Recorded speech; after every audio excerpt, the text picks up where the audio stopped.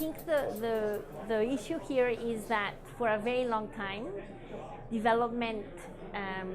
practitioners and donors in particular have thought of development processes as being apolitical and technical.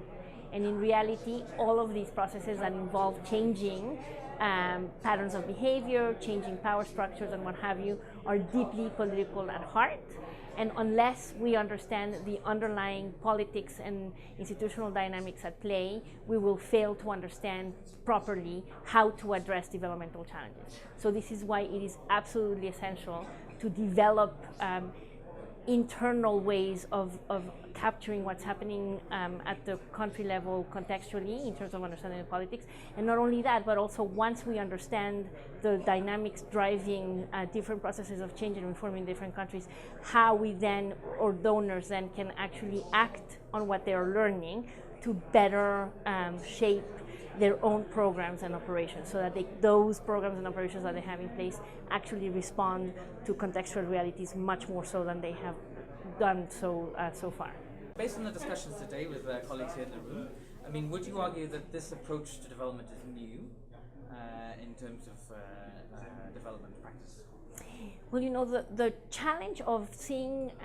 development as fundamentally apolitical goes back now a long time, from the 80s onward, and there was a very influential book written by someone called James Ferguson, The Anti-Politics Machine, where he basically lays out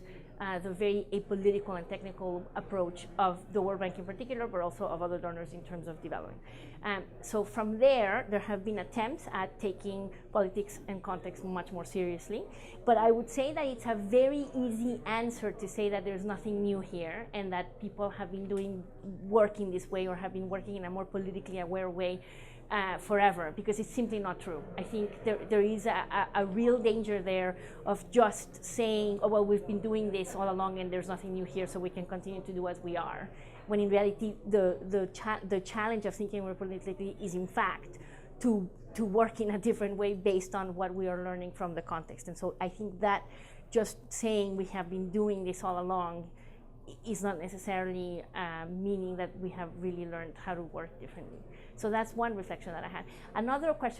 issue actually that came up in the discussion, which I think is really important to keep in mind, is there is definitely a normative way in which donors tend to see change happening. And there are expectations that change should be happening in a very linear, happy-go-lucky way, where all sorts of stakeholders can sit together around the table and discuss what's best moving forward in a very unproblematic way. I mean, obviously I'm simplifying here, but in reality, this is how donors tend to see change, as a very fortuitous possibility for change where everyone can get along and do it together. And you know, someone brought the example of Tunisia as having gotten it wrong and nobody could tell that this was going to happen, and Tunisia had been an example of stability. And in reality, what you see there in Tunisia is an incredibly complex process of change that is happening, but that is happening in ways that donors may not necessarily be expecting or wanting to, because it's through, you know, violent means in a way,